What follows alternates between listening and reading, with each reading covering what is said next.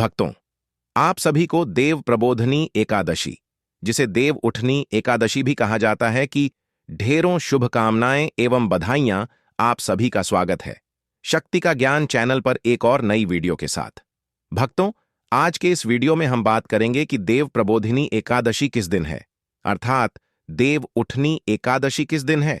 इसे देवोत्थान एकादशी के नाम से भी जाना जाता है, क्योंकि संसार की सबसे पुण्यदायी और महापवित्र एकादशी मानी गई है। यह वही दिव्य तिथि है जब भगवान श्री हरि विष्णु योग निद्रा से जागृत होकर समस्त लोकों में पुनः धर्म, सत्य और मंगल की स्थापना करते हैं। देवोत्थान एकादशी, जिस दिन जगत के पालनहार भगवान श्री हरि विष्णु योग निद्रा से जागृत होते हैं, यह वह दिन होता है जिस दिन चातुर्मास का समापन होता है और सभी शुभ मांगलिक कार्यों की शुरुआत होती है। सबसे बड़ी एकादशी, सबसे महत्वपूर्ण एकादशी। बताएंगे आपको कि किस दिन है एकादशी का व्रत, क्योंकि इस वर्ष 2025 में एकादशी तिथि अलग दिन है और व्रत अलग दिन है। भक्ति बड़े ही कंफ्यूजन की स्थिति में है कि यह एकादशी कब मनाई जाएगी। 1 या 2 नवंबर, कोई 1 नवंबर बता रहा है तो कोई 2 नवंबर बता रहा है। तो आज हम आपकी इसी कंफ्यूजन को दूर करने वाले हैं। साथ ही जानेंगे पूजा विधि किस प्रकार है, किस प्रकार से पूजन करना है, क्या विधान है, शास्त्रों में पूजा कैसे करना है, कैसे बताया गया है, किस विधि से देवों को उठाना है, कौन कौन सी सामग्रियां हैं जो पूजा में हमें एकत्रित कर लेना है, और इसी के साथ हम पूजा का शुभ मुहूर्त, सही तिथि, सही डेट टाइम के बारे में भी जानेंगे। सब कुछ जानेंगे इस वीडियो में, और साथ ही कुछ गलतियों के बारे में ही जानेंगे जो कि इस दिन नहीं करना है। तो वीडियो के अंत तक आपको बने रहना है, तभी आपको सही सटक जानकारी प्राप्त होगी, क्योंकि यह बहुत ही ज्ञानवर्धक जानकारी रहने वाली है। और यह एकादशी कोई छोटी मोटी एकादशी नहीं है, यह साल की सबसे बड़ी और पवित्र एकादशी कही गई है, क्योंकि इसी एकादशी के बाद सभी पवित्र धार्मिक कार्यक्रम की शुरुआत होती है। इसलिए आपसे निवेदन है कि वीडियो यदि थोड़ा सा भी अच्छा लगे तो कृपया एक बार लाइक अवश्य कर दीजिएगा। परमेश्वर वासुदेव की कृपा प्राप्त करने के लिए, अपने व्रत की सफलता के लिए कमेंट बॉक्स में अवश्य लिखिएगा जय श्री हरि या ओम नमो भगवते वासुदेवाय। आपको इस चैनल पर जो भी जानकारी बताती हैं वह हम ज्योतिष शास्त्र और पंचांग के आधार पर आपको बताते हैं। कौन सी तिथि कब है, व्रत आदि कब करना है, क्या विधि है, क्या नियम है और क्या गलती नहीं करनी है। यदि आप सभी व्रत और त्योहारों की सही शास्त्रीय जानकारी पाते रहना चाहते हैं तो कृपया चैनल को सब्सक्राइब कीजिए और बेल आइकन को प्रेस कीजिए। तो चलिए, अब तो आपका ज्यादा समय बर्बाद ना करते हुए जानकारी आरंभ करते हैं।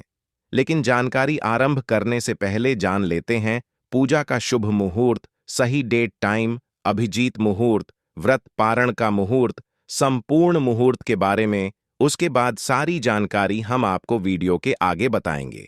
इसीलिए वीडियो के अंत तक आपको बने रहना है, और अगर वीडियो जरा सा भी पसंद आए तो वीडियो को एक लाइक करें। कमेंट बॉक्स में जय श्री हरि विष्णु या जय श्री कृष्णा अवश्य लगे। चलिए बात कर लेते हैं शुभ मुहूर्त।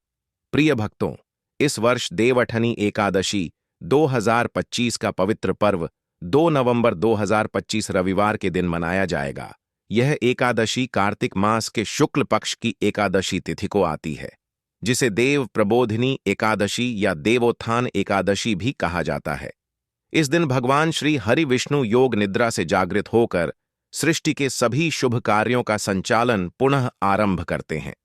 एकादशी तिथि का प्रारंभ 1 नवंबर 2025 को प्रातः 9:01 से, एकादशी तिथि का समापन 2 नवंबर 2025 को प्रातः 7:31 पर होगा। क्योंकि सूर्योदय के समय एकादशी तिथि विद्यमान रहेगी, इसलिए व्रत पूजा और उपासना 2 नवंबर रविवार को ही की जाएगी। यही दिन शास्त्रों के अनुसार सर्वश्रेष्ठ व्रत तिथि मानी गई है।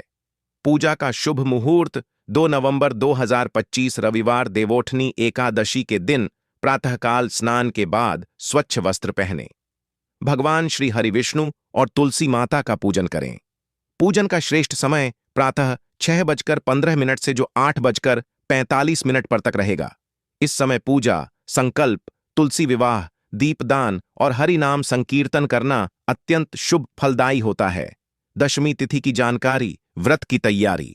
व्रत के एक दिन पूर्व यानी 1 नवंबर 2025 शनिवार को दशमी तिथि रहेगी।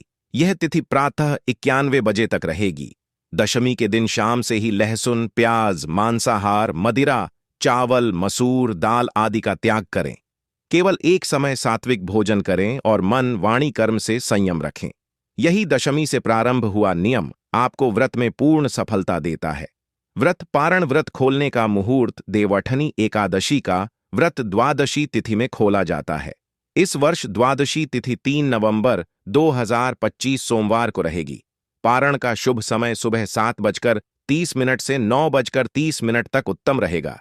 इस समय तुलसी दल से भगवान विष्णु का जला अभिषेक करें, प्रसाद अर्पित करें, ब्राह्मण या किसी जरूरतमंद को दान दें और फिर व्रत खोलें।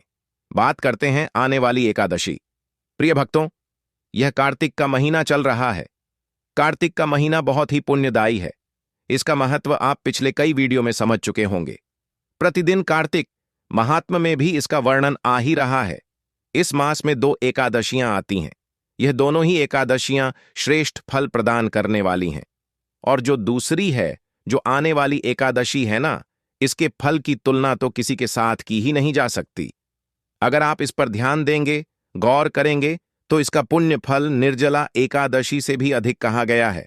इस समय एकादशी नोजी कोई दूसरी एकादशी नहीं है। इसके समान इस एकादशी का महत्व आप इससे समझिए। यह वह दिन है जिस दिन जगत के पालनहार भगवान श्री हरि विष्णु योग निद्रा से जागृत होते हैं। इसी एकादशी से तो शुभ मांगलिक कार्यों की शुरुआत होती है। आप जानते हैं, जब देवसैनी एकादशी पर देव सो जाते हैं तो उसके बाद 4 महीने तक शुभ मांगलिक कार्य वर्जित होते हैं।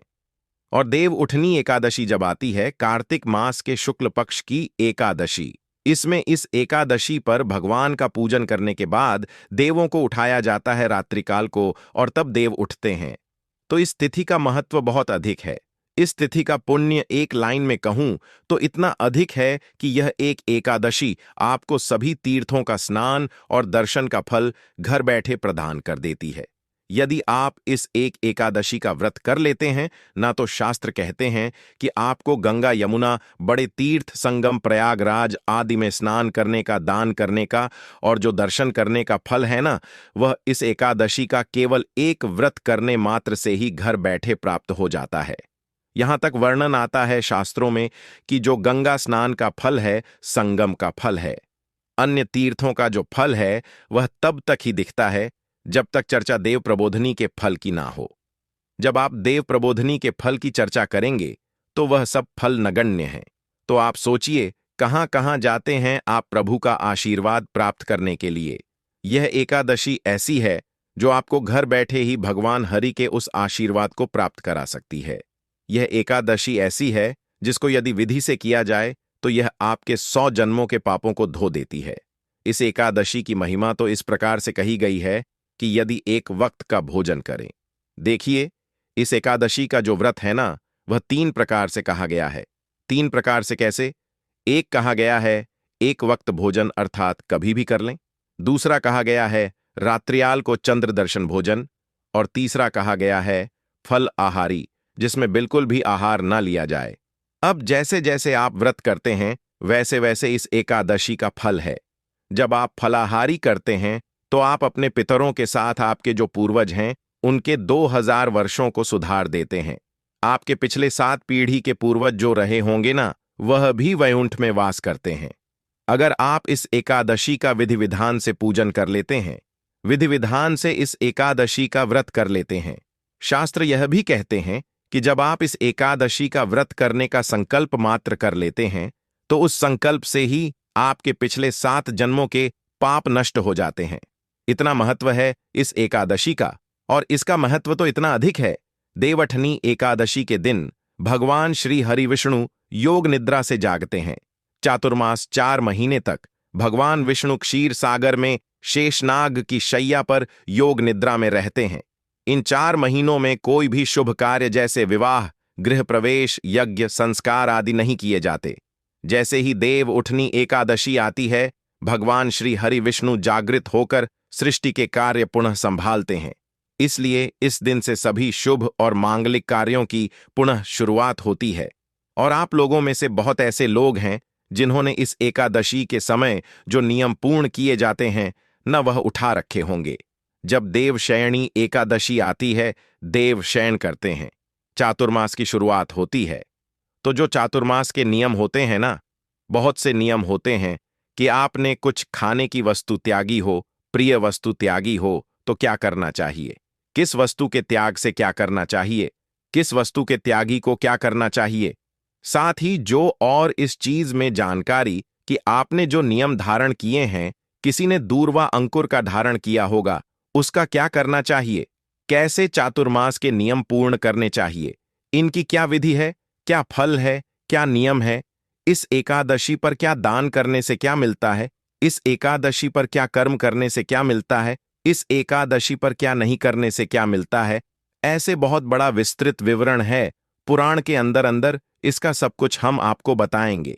तो निवेदन केवल इतना है कि आप चैनल पर नए हैं तो सब्सक्राइब कर लीजिए, तभी आप इस ज्ञानवर्धक जानकारी को पाएंगे, क्योंकि हम जो भी जानकारी देते हैं यहाँ पुराणों में लिखी हुई जानकारी ही होती है जो संस्कृत में वर्णित होती है, किसी न किसी ब्रह्म वेदता के द्वारा वर्णित होती है।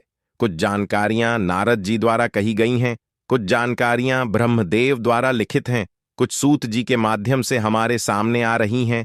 तो उन सभी पौराणिक जो पुराणों में लिखी हुई जानकारियां हैं उनको आप पाएंगे। चैनल को सब्सक्राइब कीजिए और बेल आइकन को प्रेस कीजिए। प्रिय दर्शकों, यह जो एकादशी है, देव उठनी एकादशी, इस एकादशी के दिन आपको अनेकों नियमों का पालन करना होता है। इस एकादशी के जो व्रत है ना, और जो व्रत के नियम हैं, वह सभी नियम एक दिन पूर्व ही आरंभ हो जाते हैं।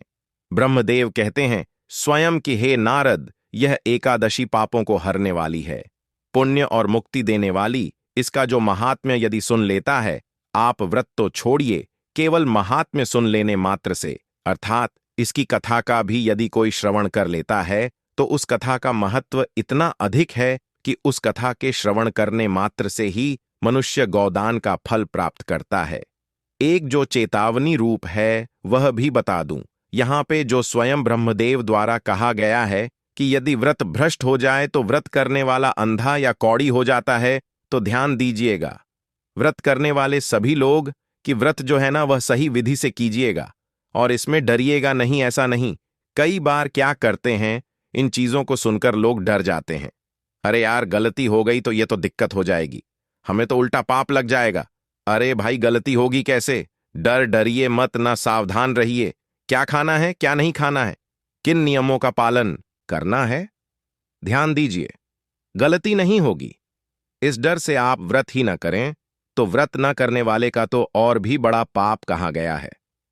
इस एकादशी के दिन भगवान विष्णु को भिन्न भिन्न प्रकार के फूलों को अर्पित करने से क्या क्या फल मिलता है, इसके विषय में भी पुराणों में विस्तृत जानकारी है। इस एकादशी पर तुलसी का रोपण करना, तुलसी स्थापित करना, वह बहुत ही अधिक फलदायी है। कहते हैं कि जो आपने तुलसी इस एकादशी पर लगाई तो जितनी तुलसी की शाखाएं प्रशाखाएं बढ़ेंगी, अर्थात उसकी जड़ें बढ़ेंगी, पहले तो जड़ों के बाद बीज बढ़ेंगे, बीज गिरेंगे, बीजों से क्या होगा कि अन्य तुलसी उत्पन्न होंगी, कहीं ना कहीं शाखाएं बढ़ेंगी, प्रशाखाएं बढ़ेंगी, उतने ही आपके कुलों का उद्धार हो जाता है। इसलिए हो सके तो इस दिन तुलसी रोपण कीजिएगा। तुलसी रोपण इस दिन बड़ा कल्याणकारी है। और एक बड़ी बात यह कि कार्तिक का महीना चल रहा है, आप सभी तुलसी की महिमा तो जान ही रहे होंगे, आप सुन ही रहे होंगे, हम प्रतिदिन महात्म्य में भी आपको सुना ही रहे हैं। अगर आपको नहीं जानकारी है तो अभी एकादशी आने में समय है, आज ही से तुलसी पूजन का नियम धारण कर लीजिए। जो दिन बचे हैं, ऐसा नहीं होता कि अरे 5 दिन निकल गए, अब तो नियम धारण भगवान का भजन जब करना शुरू कर दो तब हो जाता है। तो इसीलिए आज ही तुलसी का नियम धारण कर लो, क्योंकि जो इस कार्तिक में तुलसी पूजन करते हैं या तुलसी से भगवान विष्णु का पूजन करते हैं, तुलसी का एक पत्ता मैंने आरंभ में बताया था आपको कि शालिग्राम जी को चढ़ाया करो, लड्डू गोपाल जी को चढ़ाया करो, कल्याण हो जाएगा। अगर अभी तक शुरू नहीं किया है तो एकादशी तक प्रतिदिन तुलसी दल से भगवान का पूजन करो। आपके 10,000 जन्मों के पाप नष्ट हो जाते हैं, ऐसा शास्त्र कहते हैं।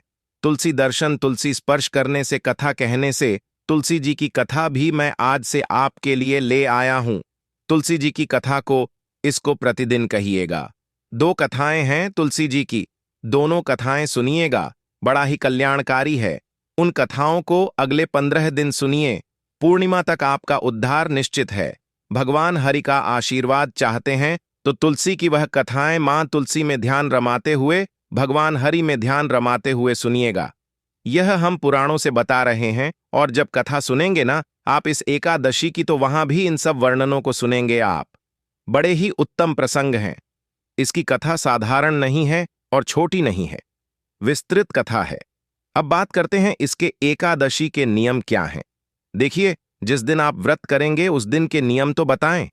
उससे पहले 1 दिन पहले ही कुछ नियमों का पालन करना है। कुछ वस्तुओं का त्याग करना है। लहसुन, प्याज आदि छोड़ देना है।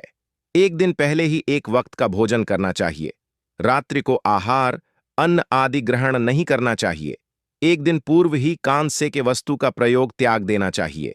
1 दिन पूर्व अर्थात दशमी तिथि को ही, जिस दिन आप व्रत कर रहे हैं ना, उसके 1 दिन पहले ही आपको शहद का प्रयोग वर्जित है। कांस्य का प्रयोग भी बंद कर देना है, और यह नियम 3 दिन के होते हैं।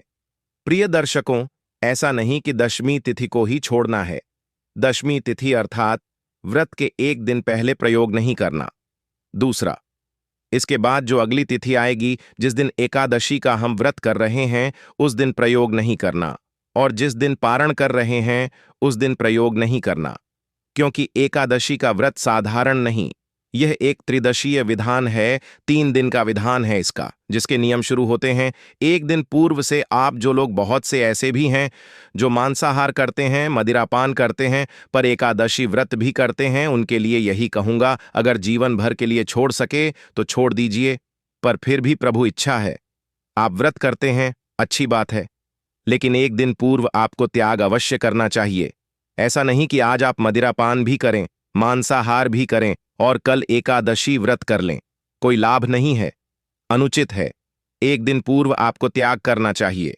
वैसे तो भगवान सदा ही कहते हैं कि आपको मांसाहार नहीं करना चाहिए, लेकिन अगर आप मांसाहार करते हुए भी एकादशी कर रहे हैं, नियमों का पालन करते हुए, यह भी हमारे लिए संतुष्टि है कि आप कम से कम हरि का भजन तो कर रहे हैं, जिससे कि आपके पाप क्षीण हो, भगवान का आशीर्वाद आपको प्राप्त हो।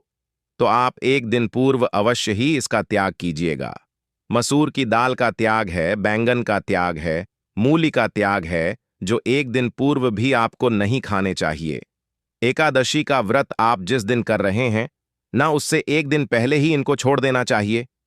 इन सब का त्याग करते हुए रात्रिकाल को दंत धावन कीजिए, जिससे कि मुंह में किसी प्रकार का अन्नदाना आदि ना रहे, और उसके बाद अगले दिन सूर्योदय से पहले उठ जाइए।